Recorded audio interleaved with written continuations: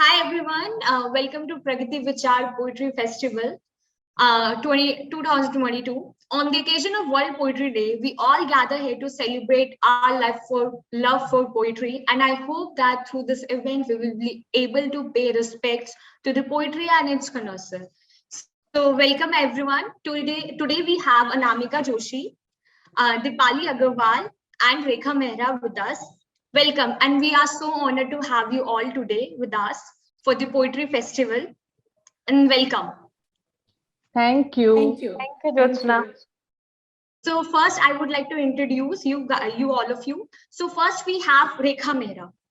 Rekha Mehra is a prolific reader, delving deep into the Hindi literature, poetry, and history. An avid gardener, and she enjoys spending time in nature and traveling. Through her poetry, she brings peace, joy, and contentment from her eyes to the reader's universe. A diverse world sparkling with the pearls of wisdom, Rekha Mehra's Zindagi Teri Dhoop Chhaw is her first poetry book. And now we have second co-panelist, Anamika Joshi. Anamika Joshi is a Hindi spoken word artist based out of Jaipur. She has spoken on topics around relationships, women empowerment, gender equality, and imperfection, everyday life, and many unspoken social issues. She established her brand, Batto Ki Bakwas, in 2018 as a platform to share her thoughts and ideas.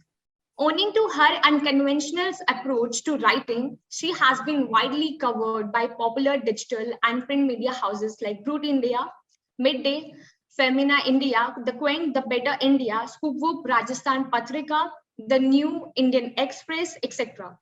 Her two most popular pieces are Aakhir Tum Hote Kaun Ho and Ma Tum Bhi Galat Ho Sakti Ho. We can see her work more on her YouTube channel, Batto Ki Bakwas. Now we have a third co-panelist with us, Dipali Agarwal. She's from Mathura and she works in Noida in a media company and looks after the literature desk, Kavya. She writes poetry and prose, and Shiv Kumar Batalvi is one of her favorite poets. So welcome everyone, and I'm very happy to have you today. So before going ahead, we are very honored to have you all. And first, I would like to start with Rekha Mehra to recite her poetry. And yeah. Yeah, sure. Thank you, everyone. It's such a pleasure meeting both of you. You know, when I was given the name, so I said I better research. Sorry, it's two poems. I've definitely Anamika, yours. You know, they've been streaming so much, and I was so impressed. I said, "My God, what am I going to do there?" Thanks to Rekha. Thanks, Frontless, for giving me this platform. And then second one, I went on your ghazals at the unbelievable. Do you recite and sing also these ghazals? I don't sing, but yes, I do recite these. Acha, so maybe I'll get a chance to do it today. So my poetry, no, I'm not going to say much. I'm just here and I'll like to recite one of them now, right away. This one is जिंदगी की गहराई. जिंदगी की गहराई में इतना मत डूबो दोस्त, नहीं तो क्यों, कब और कैसे में उलझे रह जाओगे. जिंदगी की गहराई में इतना मत डूबो दोस्त, नहीं तो क्यों, कब और कैसे में उलझे रह जाओगे. हर सदी में यही प्रश्न और वही उत्तर पुनः दोहराओगे. समय किसी के लिए ठहरता नहीं. धीरे धीरे हम सभी एक दूसरे को भूल दूर निकल जाएंगे. इसी राह पर हर बरस नए राहगीर फिर कदम उठाएंगे. बस पुराने नए पद्धति बनते मिटते चले जाएंगे. जिंदगी बहुत सरल है, इतनी परिभाषाओं में बांधो इसे. जिंदगी की गहराई में मत डूबो दोस्त, नहीं तो क्यों, कब और कैसे में उलझे रह जाओगे. Thank you. Amazing. Beautiful, Rekha ji. Beautiful. You can recite one more. One more? Yeah. Sure, there's so many. One more is Your favorite one. ये बहुत मुश्किल सवाल है because I am sure these two ladies can also answer that. It's very difficult to choose a favorite one because every time I write one, I think, अब तो सबसे अच्छा लिख लिया है. अच्छा, so this one that was written in 2015 and this is 2021. मन मेरे कई नाम तेरे, मन मेरे एक नहीं कई नाम तेरे, तू ही बता किस नाम से पुकारूं तुझे. यदि तू दिल है मेरा तो धड़कता कैसे, मेरे शरीर के किस भाग में रहता है तू. मन कहूं तो मेरे विचारों संग मन मानिया करता दिन रात. हृदय कहूं तो असंख्य भावनाओं से भरता मुझे. मस्तिष्क कहूं तो बेमतलब के तर्क वितर्क में उलझाए रखता मुझे. तेरा क्या रूप रंग क्या जानूं मैं, फिर भी हर जीव के जीवन के जीने की बहुत कठिन चुनौती तू. कभी जुड़ता कभी बिखरता, कभी रोता कभी रुलाता, कभी हंसता कभी हंसाता. मेरा दिल हृदय भावना इच्छा विवेक विद्या खुशी गम सभी संभाले. ना जाने मेरे किस कोने में पड़ा रहता, क्यों नहीं मेरा सौम्य मेरी प्राण शक्ति, मेरा सत्य बन आनंद बन मेरे अंतःकरण में चुपके से बैठा रहता. मन मेरे एक नहीं कई नाम तेरे, तू ही बता किस नाम से पुकारूं तुझे. Thank you. Wow, बहुत खूबसूरत, बहुत खूबसूरत. Thank you, Rekha ma'am. Now, Dipali Agarwal ma'am, please recite your poetry. Sure. Jyotsna, एक बार कंफर्म करना मेरी आवाज ठीक आ रही है? Yes, ma'am, you're audible enough. Yeah. तो बहुत अच्छा लग रहा है एक तो सभी से मिलकर, और ऐसी शाम जहाँ पर कविताओं की बात हो रही हो, और ज्योत्सना का चेहरा इतना हैप्पी इतना पॉजिटिव देखकर मुझे और अच्छा लग रहा है. Thank you so much. ठीक है, मैं स्टार्ट करती हूँ. Okay. मेरे भेजे प्रेम पत्र में कहीं नहीं था पूर्ण विराम. अब भी जारी वही प्रतीक्षा, अभी न बीती है वो शाम. अब भी इस मन के अंबर में उमड़ घुमड़ घन आते हैं. अब भी मोर पपीहे कोयल अपनी तान सुनाते हैं. बात भी तो कहने की थी जिन बातों को कह न सका.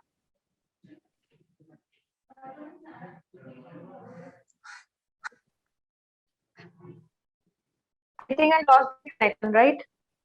It's fine. You can recite your poetry again. It's not an issue. Okay. Fine. I hope this time I don't lose my connection. तो मेरे भेजे प्रेम पत्र में कहीं नहीं था पूर्ण विराम. अब भी जारी वही प्रतीक्षा, अभी न बीती है वो शाम. अब भी इस मन के अंबर में उमड़ घुमड़ घन आते हैं. अब भी मोर पपीहे कोयल अपनी तान सुनाते हैं. बात वही तो कहने की थी जिन बातों को कह न सका. प्रेम वही है पूरा प्यारे, पूर्ण कभी जो हो न सका. वाह, क्या बात है. बहुत सुंदर, बहुत सुंदर. Thank you. आप एक और सुनाइए, एक और कविता. ओके. ये इन दिनों जो रूस यूक्रेन वॉर चल रहा है, ये कुछ ऐसी कविता है, उम्मीदी की कविता है. ओके. कि सदी के उन दिनों जब तमाम विचारधाराएं करेंगी आपस में टंकार. समाज बुद्धिजीवी करेंगे बहस, निकालेंगे निष्कर्ष, खोजेंगे दिशा समाज की बेहतरी के लिए. सदी के उन चिंतनशील दिनों में भी मैं लिखूंगी प्रेम कविताएं. क्योंकि सभी पड़ावों और दिशाओं के अंत में भी प्रेम रह जाएगा अपरिहार्य. Thank you so much, Dipali ma'am. And as you all know, our session poetry theme is emotion, emotion, Hindi emotions. So Ukraine और जिंदगी, ये सब इमोशंस के साथ है, तो ये बहुत ही बहुत अच्छा लग रहा है सुन के कि हाँ, एक्चुअली हम इमोशंस के बारे में बात कर रहे हैं. तो इसी को आगे बढ़ाते हुए अनामिका मैम की हम पोएम सुनना चाहेंगे, जो पोएट्री उन्होंने कविता लिखी है. Thank you Jyotsna. एंड सच्ची में दीपाली एंड रेखा जी, आपसे मिलकर बहुत अच्छा लग रहा है. बहुत कम होता है मिलना ऐसे किसी से. तो एक तो मुझे शाम के लिए थैंक यू बोलना है फ्रंट लिस्ट को, और मुझे पता है कि ये अरेंज करना, सबको इनवाइट करना बहुत मुश्किल होता है, सबसे कोऑर्डिनेट करना. So thank you Jyotsna and hats off to you. Thank you so much. Coming back to poetry, कुछ है क्या आप जो सुनना चाहते हैं कि मैं, क्योंकि मुझे नहीं समझ में आ रहा मैं कौन सी सुनाऊं. मैंने ऐसे 5-6 कविता खोल के रख दी हैं कि ये सुनाऊं कि वो सुनाऊं. आपको हल्की फुल्की सुननी है कि भारी भरकम सुननी है, आप मुझे बताएंगे तो मैं वो वाली उठा दूं. ऐसा करते हैं, एक हल्की और एक थोड़ी भारी भरकम हो जाए. ठीक है, तो मैं पहले हल्की से शुरू करती हूँ. ओके. तो हल्की वाली का नाम है फिलहाल इसे तुम जाने दो. जिंदगी के ऊपर है. Yes. वो लकीरें बाहर जाती सी, ड्राइंग करते हैं तो लकीरें बाहर जाती है ना. वो लकीरें बाहर जाती सी, जाती है तो जाने दो. रंगों के छीटे चेहरे पर एक हंसी पुरानी लाने दो.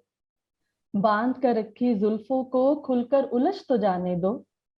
सब सुधरा सुधरा सा क्यों हो, थोड़ा बिखर भी जाने दो. कभी सवार भी लेंगे जिंदगी, फिलहाल इसे तुम जाने दो. वो रैक पुरानी धूलों में, वो रैक पुरानी धूलों में रहती है, रह जाने दो. उंगली से एक आकार बना कोई ख्वाब नया बुन जाने दो. वो सलवट वाली बिस्तर पर फिर थोड़ी देर सो जाने दो. सब सधा सधा सा ही क्यों हो, बेसवरा सा रह जाने दो. कभी सवार भी लेंगे जिंदगी, फिलहाल इसे तुम जाने दो.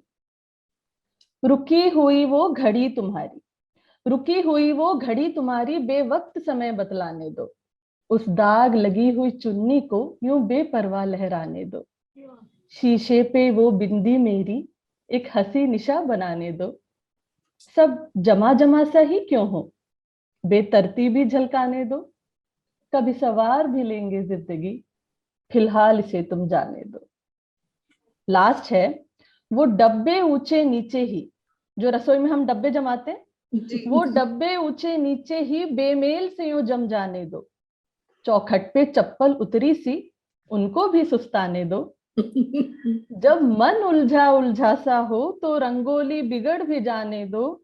छोड़ो सलीके का पिंजरा, छोड़ो सलीके का पिंजरा, थोड़ा तो उड़ जाने दो. कभी सवार भी लेंगे जिंदगी, फिलहाल इसे तुम जाने दो, फिलहाल इसे तुम जाने दो. Thank you. Wow. Can I say something? Yeah, You know, this morning only I read this poem of yours. I just loved it. क्योंकि हम सब लोग इस दौरान जाते ही जाते हैं अपनी जिंदगी में. अभी डस्टर मारने को दिल नहीं कर रहा, अभी पेंटिंग को सीधा करने को दिल नहीं कर रहा. कुछ भी कहना आप कह लो, आज नहीं. बिल्कुल. थैंक यू रेखा जी. मैं बस ये कहना चाहूंगी Anamika ma'am, thank you Deepali. कि चाहे कविता कोई भी लिखे, बट जब उसको प्रेजेंट करने का जो वे होता है, तरीका होता है, वो भी खूबसूरत होना चाहिए. और जैसे आपने प्रेजेंट किया अपनी पोइट्री को, उसने और भी ज्यादा चार चांद लगा दिए इस पोइट्री में. Thank you so much Anamika ma'am. Thank you. Actually मुझे भी बहुत प्यारे रेखा जी इस पोएम से ना. तो मैं जब सुनाती हूँ ना तो मेरे सामने वो चलता है कि हाँ डब्बे ऊंचे नीचे हैं, धूल जमी, तो मैं उसमें बड़ा वो हो जाती हूँ जो है एक्साइटेड. ये हम सबके चलता है घर गृहस्थी में हर वक्त. हाँ. So before going forward, I would like to ask Dipali ma'am, will you be able to join for the discussion, or you'd like to leave? I think it's late, Jyotsna, for the discussion. Okay. So thank you so much, Dipali ma'am, for joining us today, and और अपनी कविताओं से proper सबकी चेहरे पे मुस्कान लाने के लिए शुक्रिया आने के लिए. And thank you so much. और आप ऐसी अपनी कविताओं से लोगों को इंस्पायर करते रहिए. Thank you. Thank you Deepali. Thank you Jyotsna. Thank you. और मुझे रेखा मैम और अनामिका जी दोनों से मिलकर Deepali, I am really going to miss you. हम तो I was looking forward to. I'm so sorry, मेरे करके कुछ डिले हो गया क्या? Okay. So now let's just start with the session. So as you all know that our session topic, it's related to the Hindi emotion, lyric poetry, sad, grief, emotion. तो हमारे session का name है भावनाओं का सहज अति प्रभाव. तो मैं पहला प्रश्न पूछना चाहूंगी आपके लिए कविता क्या है और कोई खुद को कवि के रूप में कैसे परिभाषित कर सकता है? What is poem to you and how can someone define themselves as a poet? तो मेरा पहला ये सवाल पहले रेखा जी से। बड़ा इंटरेस्टिंग सवाल है, थैंक यू। देखिए, मैंने जब लिखना शुरू किया मुझे नहीं मालूम था मैं कविता लिख रही हूँ या आफ्टर अ वाइल मैं अपने को पोएट डिक्लेयर करूंगी, ऐसा तो कुछ था ही नहीं। पर यही था कि I don't know about others journey, पर मेरा ये था कि मैंने फर्स्ट पोएम लिखी थी 60s में कॉलेज में, एंड उसके बाद 35 years लॉन्ग गैप। तो दैट मीन्स कि although I was not writing but all this was मेरे मन में चल रहा था। कहते ना मन मंथन सा होता है, चल रहा होगा, हो रहा था ऑल द टाइम। फिर हमारे में ये भी कहते हैं ना, जब वो वक्त आता है, सही वक्त आता है, तभी जो बात होए वही सहज है, वही सही है। सो मे बी मेरे को लिखने का जब भावना इतनी हो गई और समय आया तो मैंने फिर लिखना शुरू किया। तो पढ़ना शुरू किया तो सबने कहा आप तो कविता लिख रहे हैं। फिर उन्होंने ही मुझे ये नाम भी दे दिया, आप कवि हो गए हैं। So this is, I have not labelled myself as that, पर मेरे लिए कविता यही थी, मेरी भावनाएं जब शब्दों में उतर गई और मैंने लिखनी शुरू कर दी। वाह। तो अनामिका मैम, आप क्या कहना चाहेंगी? No, I agree with Rekha ma'am a lot कि बहुत वक्त लगता है खुद को पोएट बुलाने में, और जब भी आप सोचते भी हो ना तो आपको सही नहीं लगता, मतलब it comes very difficult to you to call yourself a poet. और मैंने शायद पिछले साल या इसी साल के शुरुआत में, आई डोंट रिमेम्बर, जस्ट थोड़े महीने पहले अपने लिंक्डइन में लिखा a poet and a performer. नहीं तो मैं खुद को कॉपीराइटर कह सकता, मतलब कहना मेरे लिए आसान था, राइटर कहना, स्टोरी टेलर कहना, बट पोएट एक बहुत बड़ी उपलब्धि टाइप लगती है। ऐसा लगता है कुछ एक रिस्पॉन्सिबिलिटी है, राइट? अगर आप पोएट बोल रहे हो तो बहुत कुछ बोल रहे हो आप बाय सेइंग दैट। और कविता मेरे लिए जो उसना एक्सप्रेशंस, इमोशन जैसे हम एक्सप्रेस करते हैं ना, हमारे जो थॉट्स हैं एक्सप्रेस करने का एक जरिया है, हम जैसे बातचीत करते हैं। आप देखोगे कि मेरे पोएम में भी जो शब्द हैं वो बातचीत वाले ही शब्द हैं। तो मेरे लिए कविता वो है जो आपने कुछ बड़ी सी बात आपने बड़े कम शब्दों में कह दी, या आपने इस तरीके से कह दी कि वो सामने वाले तक पहुंच पाए या रिलेट कर पाए। तो मेरे लिए वो, मेरे हिसाब से कविता बन जाती है या एक पीस बन जाता है। कविता अपने आप में कुछ भी आप किसी को भी कह सकते हो। तो हाँ, अपनी बात रख पाना एक फॉर्मेट में, उसको मैं कविता कह सकती हूँ। तो आखिर में एक कवि का उद्देश्य यही होता है कि सामने वाला उनकी भावनाओं को समझ जाए जो वो बताना चाह रहे हैं। बिल्कुल बिल्कुल। तो मेरा नेक्स्ट क्वेश्चन आपसे ये है, क्या वाकई भावनाओं को पहले से महसूस करना जरूरी है, और या वह पल जब कोई कविता लिख रहा हो? Is it really essential to sense emotions beforehand or at the moment to write the poetry? तो ये पहले अनामिका जी से। बहुत प्यारा सवाल है तो ये मेरे हिसाब से, क्योंकि कई कविताएं मैंने ऐसे लिखी है कि लिखे बिना रहा नहीं जा रहा, कि आपके मन में कुछ विचार आया और आप सब छोड़कर आप लिखने बैठ गए। और कई बार ऐसा भी हुआ है कि आपको किसी टॉपिक पे लिखना है, जैसे कोई ब्रांड कोलैबोरेशन में आपको कोई काम करना है मान लीजिए, वहां आपको बैठने के बाद में सोचना पड़ता है कि आप इस टॉपिक के बारे में कितना जानते हैं, क्या आपके विचार हैं। तो कभी कभी मैं लिखने बैठने के बाद में उस टॉपिक के बारे में सोचना शुरू करती हूँ, और उस टाइम मेरे जितने भी अनुभव है उस टॉपिक के अराउंड, वो मैं कोशिश करती हूँ कि उनको रिविजिट कर पाऊँ और उसको शब्दों में डाल पाऊँ। तो जैसे हाल ही में मुझे विमेन और पैसा, मनी, इन दोनों के बारे में लिखना है। तो मैं क्या कर रही हूँ, जब लिख रही हूँ तो मैं सोच रही हूँ कि मेरी मम्मी पैसा कैसे मैनेज करती थी, मैं कैसे करती हूँ, मेरी दीदी कैसे करती हैं। तो वो मैं बैठने के बाद सोच रही हूँ। बट हाँ, आपका फील होना, आपके खुद के ऑनेस्ट विचार होना बहुत जरूरी है। और एक बार मुझे याद है कि निर्भया के बारे में लिखना था जी। और अब वो ऐसा अनुभव है जो आपने अनुभव नहीं किया है, बट आप उस दर्द को कैसे दिखाओगे? अगर आप उसके दर्द को दिखाने की कोशिश करोगे तो ये झूठा है, क्योंकि आपने खुद ये महसूस खुद नहीं वो किया। महसूस नहीं किया। हाँ। तो मैंने बैठ के मैंने सोचा कि मैं क्या कह सकती हूँ उसके बारे में। तो मैंने शुरुआत ही ऐसे की कि मैं लिखने की कोशिश कर रही हूँ पर मुझे शब्द नहीं मिल रहे। तो जरूरी नहीं है कि आप किसी टॉपिक पे लिखो तो उस टॉपिक का ट्रुथ लिखो, आप आपका ट्रुथ भी लिख सकते हो उस टॉपिक के बारे में, कि आप उसके बारे में क्या सोचते हो। लेकिन हाँ, जब तक आपने अच्छे से उस चीज को ऑनेस्टली नहीं महसूस किया है या समझा है, वो कविता में निकल के भी नहीं आता। मेरे लिए तो कभी नहीं आया है, वो दिख जाता है, कविता में एक झूठापन दिख जाता है। बिल्कुल, मैं आपकी बात से सहमत हूँ। तो रेखा मैम, आप क्या कहना चाहेंगी? आई थिंक जो भी इन्होंने कहा है काफी सही है, क्योंकि इमोशंस तो देखिए थॉट्स होते हैं ना, फ्लो ऑफ थॉट्स, ये तो हर वक्त 24/7 दिमाग में आते रहते हैं, चलते रहते हैं। और चाहे हम जिंदगी को दूर से देखें, पास से देखें, मन मंथन होता ही रहता है।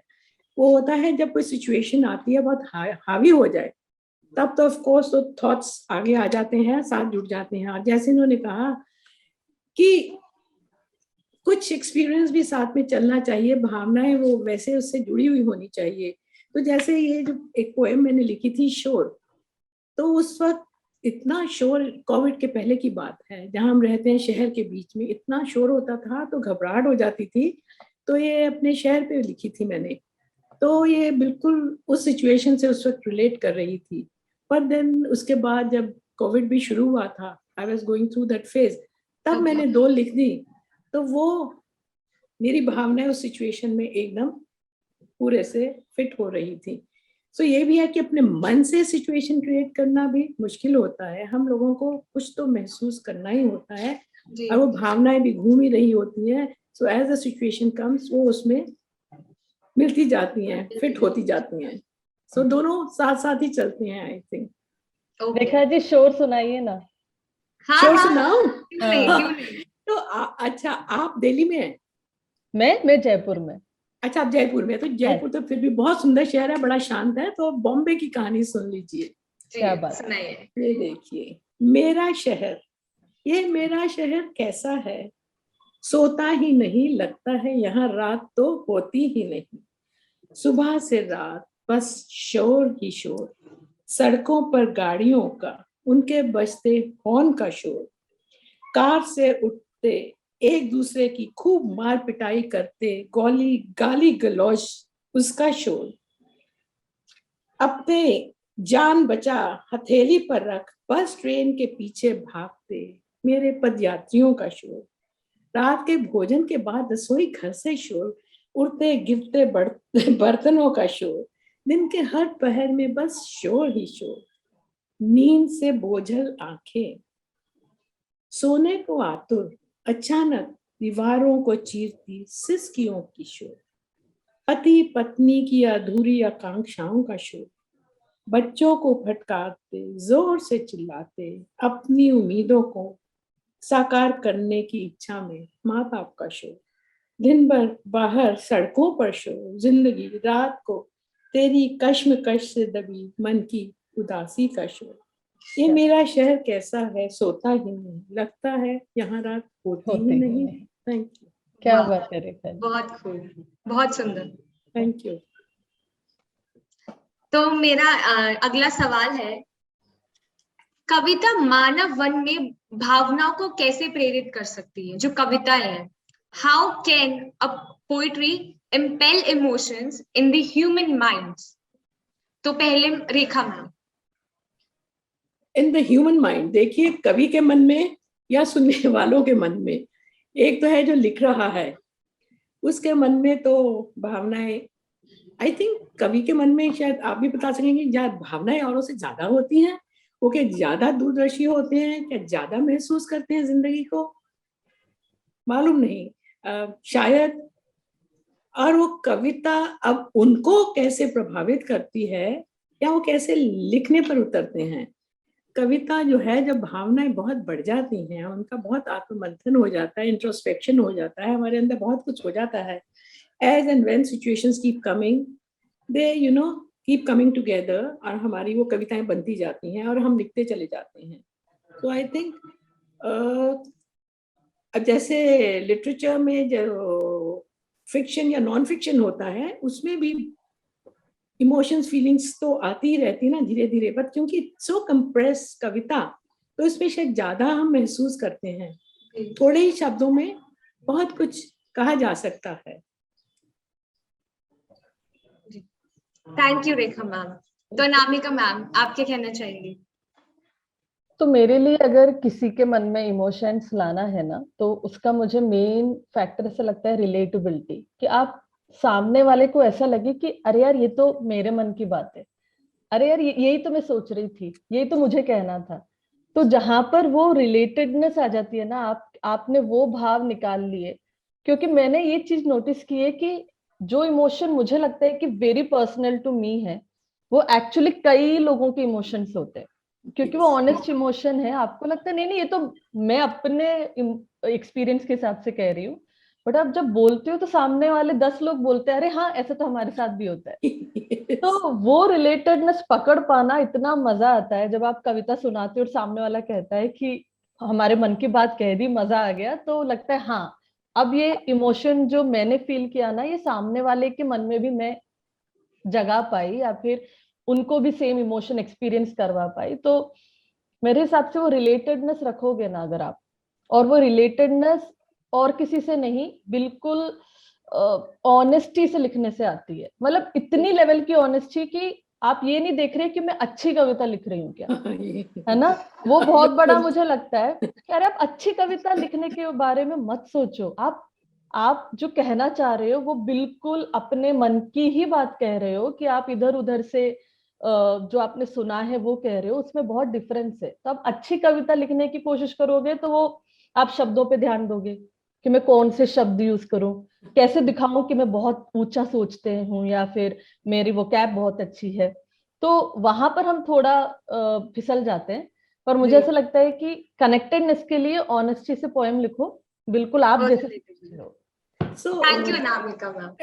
I totally agree, क्योंकि देखिए जब मैंने about 10 years back शुरू किया दोबारा आफ्टर 35 years गैप, तो तब मैंने बॉम्बे में थोड़ा वैक्यूम था, बच्चे बड़े हो गए, तो आई ज्वाइन चिन्मया मिशन। तो वहां से संस्कृत और हिंदी वापस आनी शुरू हुई। तो मेरी ये बात थी कि जहां मैंने भाषा छोड़ी थी 30 साल पहले दिल्ली में, वो उसी लेवल की वापस आई मुझे। पर एज यू से कि वो वेरी ऑनेस्टली, मैंने ये नहीं सोचा कि मेरे शब्द बड़े हैं छोटे हैं कौन सुनेगा, पर मुझे मैंने एक दो बार हिम्मत करके पढ़ दी। आई वाज सो सरप्राइज जब मुझे कहा गया अरे ये तो आपने हमारे शब्दों को उतार दिया, हम तो ऐसा सोचते हैं पर हम लिख नहीं पाते। Can you imagine? I am sure कि वो उस वक्त जो फीलिंग आती है you can not express it. बहुत ब्यूटीफुल है। Thank you so much. तो आगे बढ़ते हैं। एक कवि कहता है, ऐसा मानना है, कविता की संरचना ना तो भावनाओं पर आधारित है और ना ही शांति पर, बल्कि विविध अनुभवों के आधार पर। क्या आप इससे सहमत हैं? और अपने अनुभव के आधार पर हमें अपना उत्तर दीजिए। A poet says the structure of poetry is neither based on emotions nor tranquility, but on the basis of varied experiences. Do you agree? Give an answer on the account of your first-hand experience. तो ये रेखा ma'am से। ये बड़ा मुश्किल सवाल है। यहाँ पे एक तरफ भावनाएं हैं तुम्हारी जो तुम्हारे अंदर तुम्हारे साथ हैं, दूसरी तरफ सिचुएशंस और एक्सपीरियंसेस। सो आप क्या मानते हैं? आप क्या मानते हैं? क्योंकि वो पोइट का मानना है कि ना तो इमोशंस है ना ही ट्रैंक्विलिटी, बट सिर्फ एक एक्सपीरियंसेस है। तो आप क्या सोचते हैं? How do we create experience in life? Experience ऐसे नहीं हो जाता। एक्सपीरियंस हमारे सोच, हमारी भावना जो हम बाहर के संसार से लेते हैं, और then we connected with the emotions, और फिर हम एक्शन लेते हैं और फिर हम एक्सपीरियंस करते हैं। See human values are the same, emotions are the same, but the very fact हमारे experiences are so different. That means कि कुछ और भी जुड़ा हुआ है इस सबके साथ, हमारा life experience, how we grew up and all that. So accordingly हमारी भावनाएं बनती चली जाती हैं। सो उन्हीं भावना के हिसाब से हम एक्सपीरियंस करते हैं, फिर वही एक्सपीरियंस अब भावनाएं मिलकर कविता के रूप में सामने आती हैं। आई थिंक दोनों का ही इक्वल सा Male. रोल है। जी, thank you Rekha ma'am. Anamika ma'am, आप क्या कहना चाहेंगे? नहीं, बिल्कुल रेखा जी ने सही कहा है कि ये दोनों अलग चीज नहीं हो सकती हैं। आपकी भावना उस एक्सपीरियंस को लेकर क्या है, दैट इज पोएट्री, राइट? कि अगर वॉर हो रहा है तो एक तरफ कोई करेज फील कर रहा है उसी चीज को लेकर, एक तरफ कोई करुणा फील कर रहा है, एक तरफ कोई डर फील कर रहा है। तो आपके जो इमोशंस एक एक्सपीरियंस को लेकर है वो आपके पर्सनल हो सकते हैं, और आप जो लिखते हैं वो उस एक्सपीरियंस के बारे में आप क्या फील कर रहे हैं एज इमोशनली, वो होती है, right? And these can't be different, like it's and if you are keeping it different then it's, I don't know, फिर वो पोएट्री में आप कैसे कन्वर्ट करोगे, राइट? आप जी, शब्दों को जी। कैसे चुनाव करोगे, आप क्या बात कहना चाहोगे? कोई एक थीम होती है ना कविता की कि मैं इसके बारे में इस तरीके से कहना चाहता हूँ, तो तरीका आपके इमोशन से ही निकल कर आएगा, राइट? तो Okay. मुझे लगता है दोनों जुड़े हुए हैं कहीं ना कहीं, कहीं ना कहीं नहीं, बिल्कुल बिल्कुल ही जुड़े हुए। Thank you. Why do we consider poetry as a deep emotion? हम कविता को गहरी भावना क्यों मानते हैं? अनामिका मैम। गहरी भावना क्यों मानते हैं? जी, एक तो मैंने पहले कभी ऐसे सोचा नहीं कि कविता को क्या मानते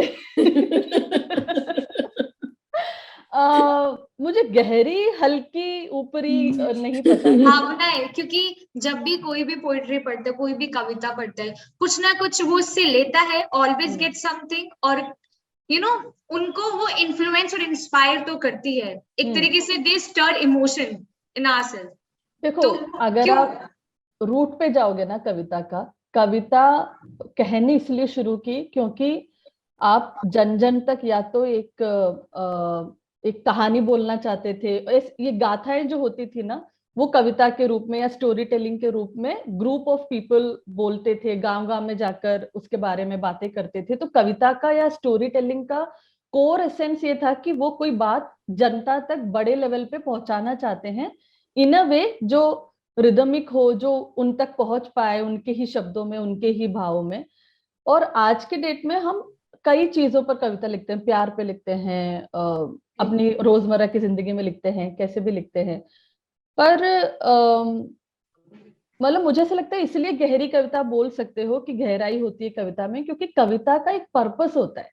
like Kavita is something that comes from with in. ऐसा नहीं है कि चलो आज बैठ के कुछ कविता लिखते हैं, it comes from something, right? कहीं से आया। आप कुछ खाना बना रहे हो, आपने कोई चीज नोटिस की and there is something you noticed about that thing, कि अरे यार ये ऐसा क्यों होता है, ये खिड़की खुली है, यहाँ से धूप आ रही है, तो यार कुछ लिखते हैं यार इस पे। तो it has a underlying statement that you're trying to make through a poem. It's not just a random thing ना कि चलो यार आज कुछ नहीं, जैसे अपन चाय पीते हैं, ऐसी चीज नहीं है कविता। कविता के लिए वो अंदर से आवाज आती है, आवाज आनी चाहिए, राइट? तो वो गहरी बात आप बोल सकते हो कि इसलिए हम बोलते हैं कि हाँ, कविता हमेशा एक गहराई में जाकर आपको कोई बात कन्वे करती है किसी भी चीज को लेकर। तो हाँ, thank you Anamika ma'am. Rekha ma'am, आप क्या कहना चाहिए?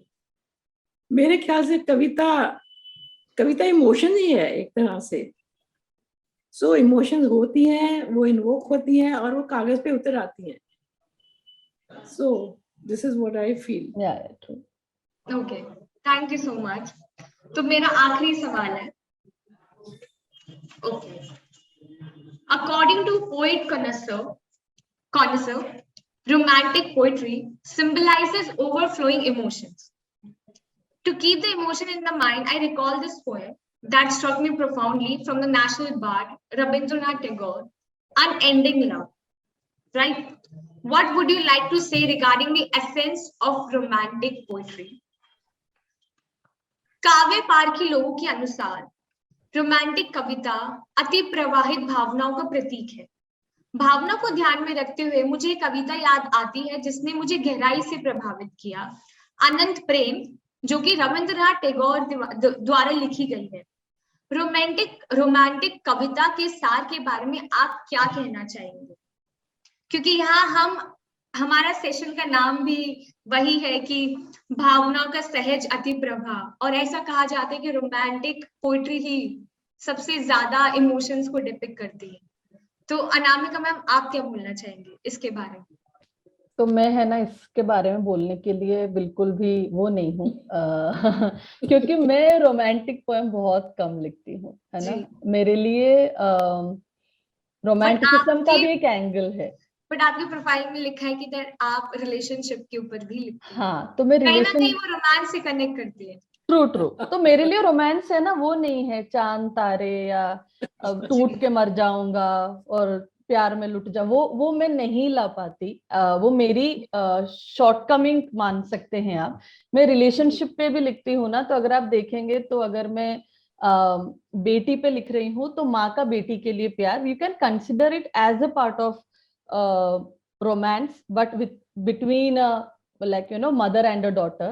प्लेटोनिक कह सकते हैं हम, सॉरी, प्लेटोनिक कह सकते प्लेटोनिक, एग्जैक्टली। एंड जब मैं हस्बैंड वाइफ पे लिखती हूँ तो I am talking about somewhere a women's desire in a relationship, कि जी। What exactly she is looking for. तो I want, and for me साथ देना is a kind of love, साथ ओके। बने रहना is a kind of love, to let each other fly is a kind of love, it that's love for me. So romanticism मेरा genre नहीं है, और मुझे पता है कि the youth connects with it like anything, but right. I have not been able to write anything that is very, rosy and melting kind of a thing. I have not written anything. हाँ, बस प्यार क्या है इसके ऊपर मैंने कुछ लिखा था, और वो मेरा पहला प्यार को डिफाइन करने का तरीका था। वो रेखा जी का जवाब सुन लेते हैं और मैं फिर आपको शायद वो सुनाना चाहूंगी। मैं देखती हूँ कहाँ पर है वो। ज्योत्सना, आपने हम बिल्कुल। दोनों को बहुत अच्छे से चुना है। हमारी आउटलुक आउटलुक जो लाइफ और सब कुछ बहुत कुछ एक सा मिलता है। ये बड़ा मुश्किल सवाल है, पर मेरे को लगता है कि जो इसमें इतना प्रवाह है, आपको लगता है कि रोमांटिक काइंड ऑफ पोइट्री है, वो इसलिए कि जब जैसे कहा गया है कि उसमें आई थिंक सारी इमोशंस ही होती हैं। जी। जो रोमांस में फंस जाता है, सुख दुख खुशी, मरने का जीने का, सब सब फीलिंग्स इमोशंस उसमें एकदम होती हैं। अब मैंने भी बहुत कम ही लिखा है इस जी। पर I think as Navika ji said कि वो उससे ही यंगर जनरेशन कनेक्ट करती है, उसी से ही लोग करते हैं। बट स्टिल मैं कहूंगी कि मुझे सूफी म्यूजिक बहुत अच्छा लगता है, सुनने को बहुत अच्छा लगता है, और गजलें बहुत अच्छी लगती हैं, उसमें भी ये रोमांस ये सब तो होता ही है। पर वही बात है कि मैंने खास लिखा नहीं है, पर इसलिए उनका बहुत ओवरफ्लो विद इमोशंस, तो इसीलिए बहुत पसंद की जाती हैं, और यही उनका सार है कि ओवरफ्लो ऑफ इमोशंस और every possible emotion is packed in romantic poetry. या जैसे कि आप लोगों ने बोला कि पोइट्री लिखने के लिए एक्सपीरियंस होना बहुत जरूरी है, वो इमोशन के साथ आप गो थ्रू करें तभी आप लिख पाते हैं। तो अगर हम रोमांटिक पोइट्री लिख रहे हैं तो is it necessary to feel all the emotion, all the love emotion to write a romantic poetry? Of course, उसके बिना तो कोई नहीं लिख सकेगा। I think you have to be we have to be deeply, yeah yeah या पर जैसे जैसे नामिका जी ने कहा कि माँ के लिए हम लिख सकते हैं, बेटी के लिए, जैसे हमने लिखा, मैंने एक दादी के लिए एक लिखी है बहुत सुंदर, तो तो मैं भी हाँ जी, सुना दूं। पर आई बिल्कुल। होप अनामिका, मैं तुम्हारा समय नहीं लेना चाहती, आई वांट टू हियर नहीं योर नहीं पोएम्स नहीं, प्लीज नहीं आल्सो। नहीं, प्लीज, आप उनकी भी कविता सुने। आप, हाँ जी, मेरी कविता नहीं, इसका मेरी तो पैराग्राफ है, आप अपना ओके। सुनाए। हाँ मेरा अच्छा, जो ये है ना, ये तब लिखी गई थी, my mom in law was was and she was not keeping too well, वो दादी थी, सबकी नानी थी, तो मैं ओके। उनके साथ साथ कमरा था, मैं देखने जाती थी, चुपचाप देख रही होती थी। ये उसको रिफ्लेक्ट करती है, एंड आई लव इट। दादी सारा दिन क्या सोचती है, कुर्सी पर बैठी टीवी देखती है, उठते बैठते ना जाने किन ख्यालों में खोई रहती है, वर्तमान को भूल अतीत में डूबी किन यादों में रहती है। दादी दिन भर क्या सोचती है, कभी लाहौर का घर या निस्बत रोड पर घोड़े टांगे की सैर, अमृतसर की ठंडी गलियां या जलेबी लस्सी का स्वाद, माँ बाप के साथ बिताए पल, भाई बहनों का प्यार।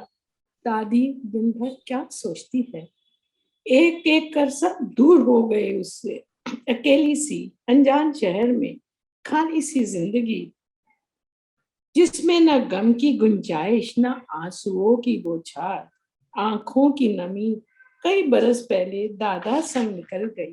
दादी दिन भर क्या सोचती है, अब तो ना कोई इच्छा ना ही कोई चाह, दिन भर वो टीवी या समाचार, ये सब तो दादी का टाइम पास। ना कोई आने वाला ना ही बुलाने वाला, बच्चे अपनी जिंदगी में व्यस्त। कभी यूं ही बैठी बैठी हंसती है, मैच देख खूब ताली बजाती है, पर्दे पर आती सास बहू को खूब फटकारती समझाती भी है। शाम को बिस्तर पर लेटे कमरे की छत पर टकटकी लगाए आते जाते चेहरों में शायद पहचाने चेहरे ढूंढती है। अपने से ही बातें करती, कभी मुस्कुराती कभी उदास, धीरे धीरे वो सो जाती है। दादी दिन भर ना जाने क्या सोचती है। Thank you. वाह, क्या बहुत बात है बहुत रेखा जी। बढ़िया। आप सुना रहे थे ना, तो मैं अपनी नानी को याद कर रही थी। अब मैं एक्चुअली नाना जी को याद कर रही थी। नानी तो फिर भी अभी चलती फिरती हैं और हो आती हैं बाहर, पर बिल्कुल बहुत सुंदर तरीके से आपने वो दृश्य पता है दिखाया। सबसे ज्यादा रिलेटेबल चीज जो इस सेशन की है कि आप लोगों ने जो लिखी है कविताएं, वो जो एवरीडे डेली केसेस होती है ना, उनके छोटे छोटे एसेंस के साथ आपने उस कविताएं लिखी है जो कि हर एक इंसान उससे रिलेट कर पाए। तो सबसे ज्यादा खूबसूरत ये चीज है। और मैंने भी आज बहुत कुछ सीखा है आप लोगों से। तो अनामिका मैम, आप अपनी कविता सुना दीजिए जो आप बोल रहे थे। अच्छा, एक कविता नहीं है ये, मैंने ना बिना फुल स्टॉप के प्यार को डिफाइन करने की कोशिश की थी कि मैं कोई फुल स्टॉप नहीं है, तो मैं ऐसे लिखती गई। ओके। तो ये मैं शायद पहली बार ऑन कैमरा सुना रही हूँ। ये मैंने ऑडियो कहीं यूट्यूब में कभी डाला होगा, पर ये पहली बार है कि मैं सुनाऊंगी इसको। तो किसी ने पूछा कि प्यार क्या है, किसी ने पूछा कि प्यार क्या है। तो बस अल्फाजों ने एक प्यारी सी करवट ली, अल्फाजों ने एक प्यारी सी करवट ली और दिल को कुछ ऐसे दस्तक दी कि पैरों तले जमीन खिंच गई, आसमान और ज्यादा नीला हो गया, हवा जरा तेज सी चलने लगी और एक उड़ते हुए पत्ते की तरह दिल ने मचल कर एक एहसास जगाया, जिसने रूह को छूकर चुपके से उस साथ को महसूस कराया, जिसकी जिंदगी को एक उम्र से तलाश थी, जो हर लम्हा साथ जिए, हर गम साथ पिए, हर कहानी में उसका एक प्यारा सा किरदार हो, जिंदगी के पन्नों पे लिखा बस उसका ही प्यार हो, हर लड़ाई में जिसका शोर हो, हर चुप्पी में उसकी धड़कन की आवाज हो, और जो बुनने के लिए बेकरार हो तुम्हारे संग एक अलहड़ सी ख्वाहिशों से भरी जिंदगी, जो तुम्हारी धुन में अपनी ताल मिलाकर एक गुनगुना सा संगीत रच जाए, जिसकी हर साज पे तुम झूमने लगो और बेफिक्र से थिरकते कदम अगर कभी दूर भी ले जाएं तो लौटकर वो तुम्हारे ही पास आए, जिसकी नजदीकी तुम्हें तुमसे ही मिला जाए, जिसकी हंसी तुम्हें गुदगुदाए, जिसके आंसू तुम्हें रुलाए, और जिसकी मायूसी को तुम मुस्कुराहट में बदलना चाहो, और जब वो पास बैठे तुम्हारी उंगलियों को छुए तो तुम्हारे दिल के तार छिड़ जाएं और कोई पुराना सा भूला हुआ गीत बैकग्राउंड में बज जाए और तुम लंबी सी आह भरकर रह जाओ और दबी आवाज में साथ मिलकर उस गीत के टूटे फूटे बोल गुनगुनाओ, और बस वहां उस फिसलते हुए लम्हे को मुट्ठी में कैद कर बार बार दोहराओ। और जब एक महफिल सजे दोस्तों की और जब एक महफिल सजे दोस्तों की कभी तो उसकी बेतरतीबी सी आदतों को शिकायत सा थाली में परोस कर पेश कर पाओ और अपने इस हक पर जी भर इतराओ कि है कोई ऐसा जो बस तुम्हारा है, जिसकी हर बेवकूफी नादानी समझदारी सिर्फ और सिर्फ तुम्हारी है, और जिसका हर फैसला तुमसे होकर गुजरता है, और जिसकी हर उड़ान तुम्हें भी पंख दे जाती है, और हर मुश्किल तुम्हें भी जिंदगी के खूबसूरत सबक सिखाती है, जिसके नखरे तुम्हें जान से भी प्यारे हैं और जिसकी गलतियां तुमने दिल से स्वीकारे हैं। तो बस यही प्यार है, बस यही प्यार है। God, Anamika, you're too good, unbelievable. मुझे तो लगता है कुछ सोचना नहीं पड़ता, कुछ नहीं पड़ता. You just pick up your pen and there, the thoughts just keep coming out. Thank you Rekha ji, It's unbelievable. You're too good. सच I'm so happy. I'm here, right with Me you. too. Thank you Rekha And ji. I'm so glad to having you guys today. And Anamika ma'am, you were outstanding. Thank you, Amazing. Thank you. तो ये मेरी एकमात्र romantic writing. वो भी बहुत अच्छी। बहुत अच्छी, सब कुछ आ गया. Thank you. So thank you so much, guys. I have a lovely session with you, and I'm hoping that today on a World Poetry Day, people will get inspired from you and learn that how much poetry plays an important role in our lives, and कैसे कैसे एक छोटे emotion से कैसे कैसे एक कविता बन सकती है, जो कि आज मैंने सीखा आप लोगों से. And thank you so much. Thank you, Jyotsna. Thank you so much, Jyotsna. Thank you.